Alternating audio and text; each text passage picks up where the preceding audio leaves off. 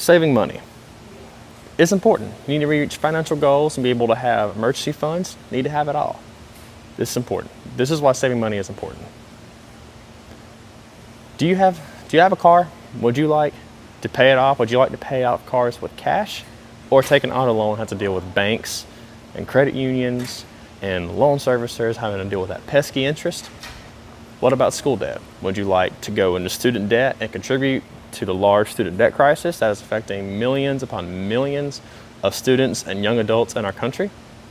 Or would you like to pay out of pocket for school and not have to worry about student debt for the rest of your life and be able to just make money and live your life normally? So these are some ways on how to save money. Keep a budget and stick to it. One person that knows very well about this is professional Dave Ramsey, who has done years and years of webinars and series about saving money and his method to pay off debts and to be able to create monetary wealth. He uses what he calls the envelope method, which what it is that you take your money, you get it all in cash. You pay off your bills that you need, your debts, your payments, and then you have a set amount of budget for food, for entertainment, for housing, for clothes, you name it.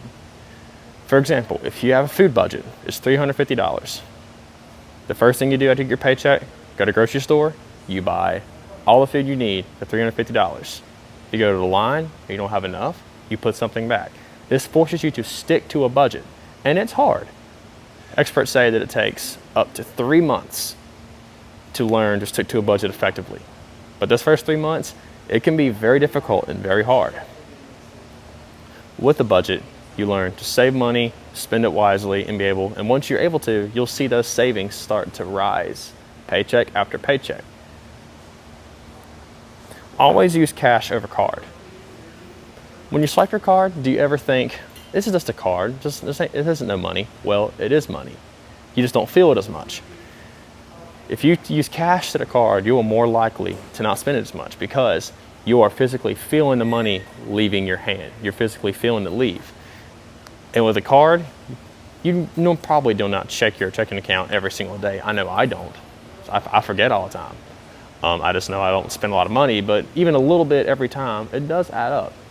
$2 a day every week, that's $14. That's $14, 2 weeks, that's $28. It adds up each and every day, every time you spend it, and savings is very, very important. Needs versus wants.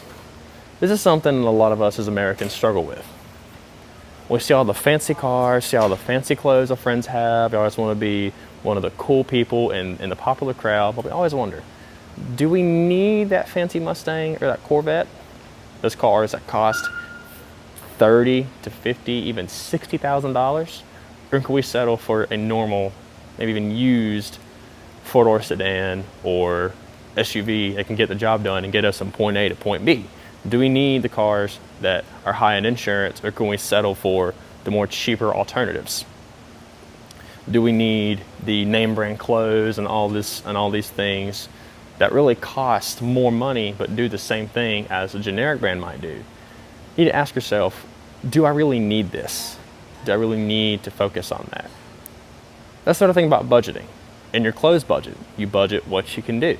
If you have more than your significant other's mouth to feed, if you have a family's mouth to feed, you got to think about, okay, what money can I put towards clothes? I got to buy clothes for everybody now. So that's one thing you got to keep in mind when you're doing that. But yeah, that's how you stick to a budget. One thing to think of is do not impulse buy. Whatever you do, do not impulse buy because you spend a lot more money that way.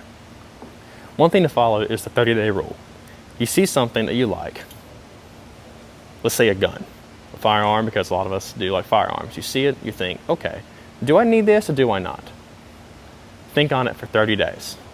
If you forget about it, you don't need it. After 30 days, you still want it, then there's an option to go after that rifle that you want. Or this goes for any purchase you're thinking of that you don't really need. Small goals versus big goals. If you think of nothing but big goals all the time, you're going to wear yourself out.